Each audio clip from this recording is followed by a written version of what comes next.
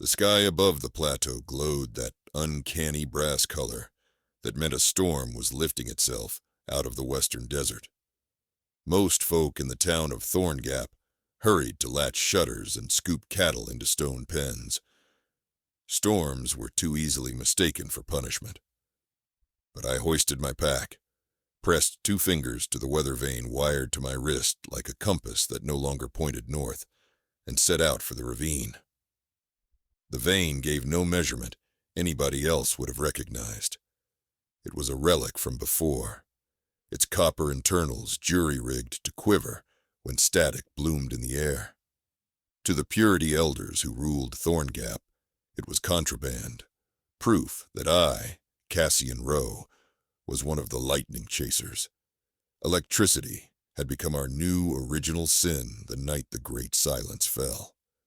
One after another, high-altitude bursts shredded the world's grids, and every screen, motor, and microchip in every country sputtered into stillness. In the months that followed, whole cities burned with hungry dark. When order returned, the survivors vowed never to risk that terror again. They wrote the silence edicts, outlawing circuitry, batteries, wires, even the spoken language of volts and amps. Monks in basalt robes patrolled for conductive metal. They melted it into bells, whose dull clang reminded everyone what obedience sounded like. Yet lightning still walked the sky, heedless of edicts, and scattered across the land were people secretly in love with that blue fracture of power.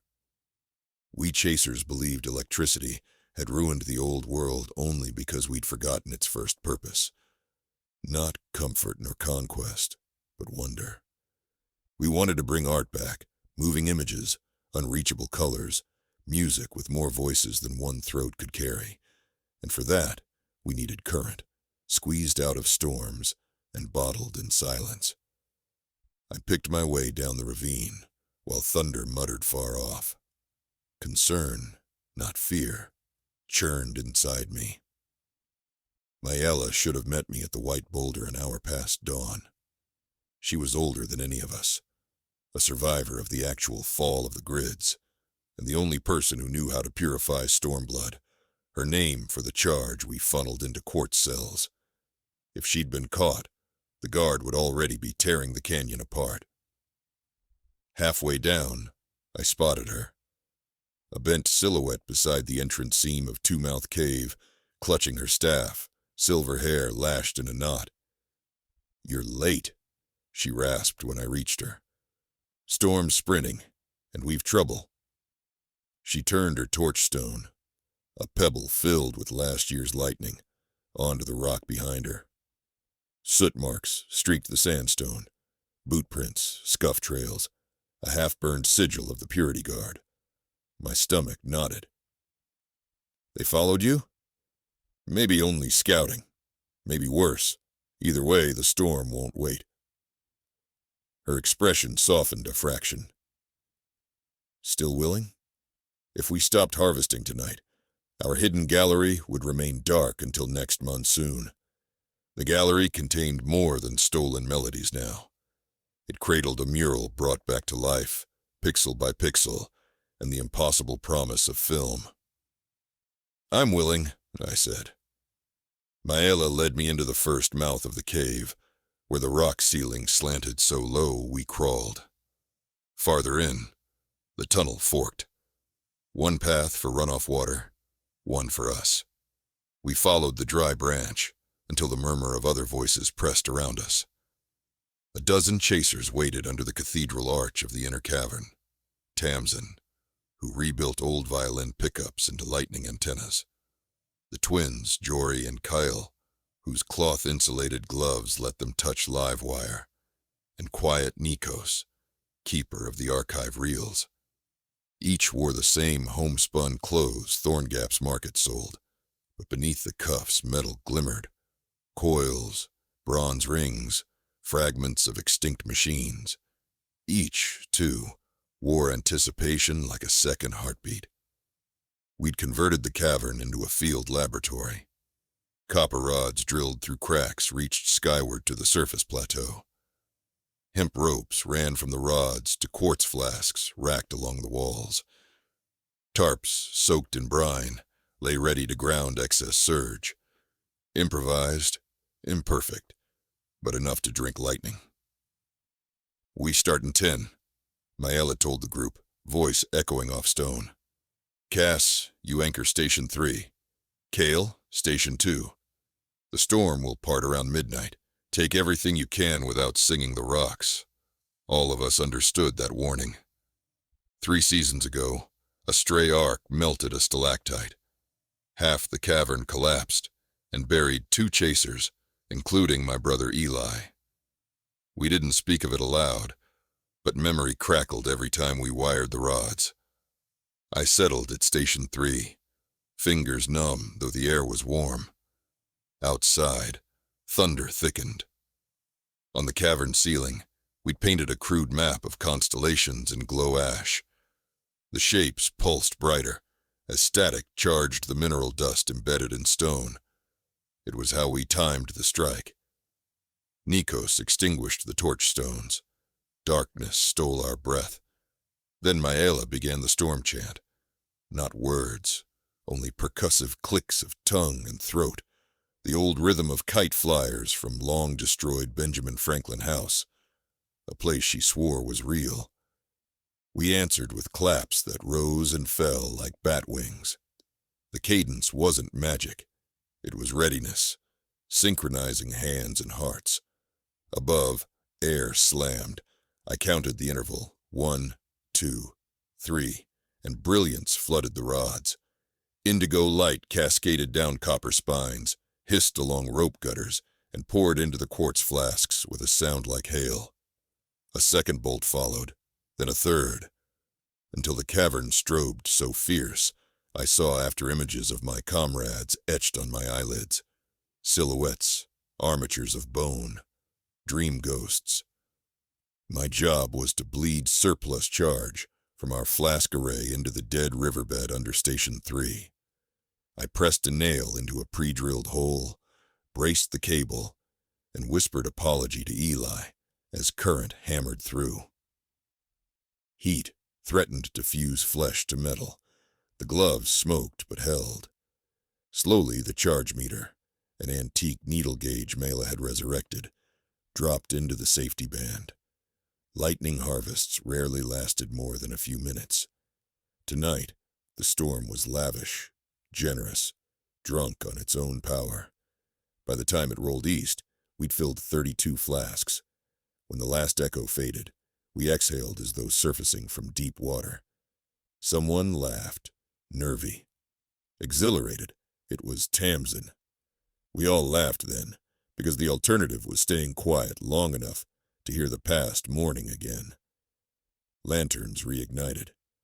Maella inspected the flasks, crystal facets glowing cobalt, where charge swam like fireflies in syrup. "Enough to wake the painter," she said. Her eyes glinted with joy wars couldn't extinguish. We broke into cleanup rhythm, coiling ropes, checking rod mounts, lugging warm flasks into the gallery chamber. That second cave mouth, deeper yet, had once been a miner's vault. Now its walls bore the largest digital fresco we'd managed to salvage. Starfield over Water, by an artist named Isako Farah, whose work had vanished when the great archives dusted out. Last equinox we'd powered just 2 square meters of the fresco. It had flickered alive, thousands of chips embedded in polymer skin, blooming with impossible color. People who saw it wept. Tonight we hoped to wake the rest, but we had one task first: smuggling the harvest past town patrol, across the wasteland to Lantern Hollow, where the master array slept. The harvest caravan left in pairs.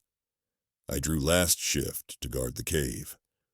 Everyone else gone, I crouched by the supply chest, counting empty wire spools, when a rock clattered behind me. I spun. Zap pistol raised. The weapon couldn't fire without a flask inserted, but intimidation often worked. A figure stood at the edge of lantern light, Slim, coat spattered with mud. Rain hood slipped back, revealing my sister Ansel's eyes. My pulse crashed. Ansel was no chaser. She joined the Purity Guard last summer, trading family for security. She should have been at the Abbey, chanting litanies against conductive corruption. "What are you doing here?" I hissed, moving to block the flasks. "I followed you." Her voice shook. "You left the back gate open on purpose, didn't you? Hoping I'd notice?" "I don't." She cut me off. "I know what you're doing with the storms, Cass. The guard knows too. They sent me because they thought blood might persuade you to name your collaborators." Ice slid down my spine. "So you came to turn me in?" "I came to warn you." She stepped closer. "There's a raid scheduled for dawn. A full sanctifier squad, with slag grenades." Dawn was 4 hours away. The caravan would not reach Lantern Hollow until midday. They had scheduled overnight camp in the Cedar Flats. If the guard struck at dawn, they'd kill Mela, the twins, all of them, and seize the flasks before they could bury them. "We can outrun them if we leave now," Ansel urged, "but you have to trust me." Trust.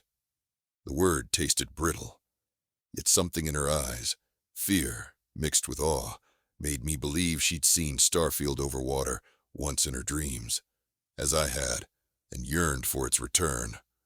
I dragged a tarp over the remaining gear, grabbed 2 flasks, and motioned for her to follow. We climbed the ravine in darkness, lightning's aftersmell clinging to skin.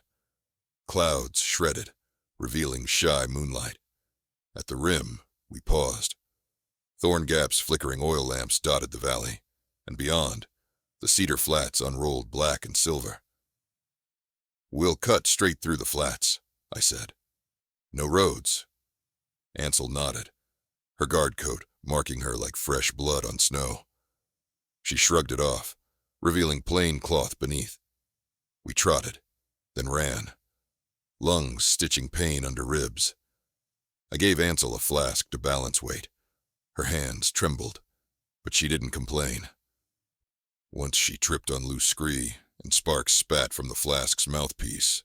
Loose pin. I tightened it while she watched, hair plastered to cheeks. "When did you start chasing?" she asked as we resumed. "After Eli died." She winced. She'd been away that season, apprenticed to parchmenters. Filling the silence, I added softly. Moon slid behind scudding clouds. In the dim, we nearly collided with the caravan before we saw it. Silhouettes of 5 chasers circling a campfire tucked under cedars. Relief surged so strong my knees buckled. Tamsin looked up, bow taut. "Who's with you?" "My sister, a friend," I said quickly. "We must move now. Purity squad at dawn." Arguments flared. Why trust a guard defector? How far behind were pursuers? Could we hide the flasks instead of fleeing? Maela silenced us by standing, brittle but commanding. "We outrun them," she said. "Art breathes tonight." Her certainty welded us. Within minutes, camp stripped. We lashed the flasks to pack frames, doused fire with soil, and set off southeast toward Lantern Hollow. The hollow had once been a hydro plant, nestled in a ring of limestone ridges. The turbines were fossil statues now, but the sub-basement formed a vault we'd insulated, with glass wool and hope. We reached the ridges at gray first light. My legs quivered, but no horn calls chased us. Maybe Ansel's warning bought enough margin. We filed through the rock fissure entrance. Inside, stale air greeted us, touched with old ozone. Bats squeaked overhead. Down 2 rusted stairwells lay the array.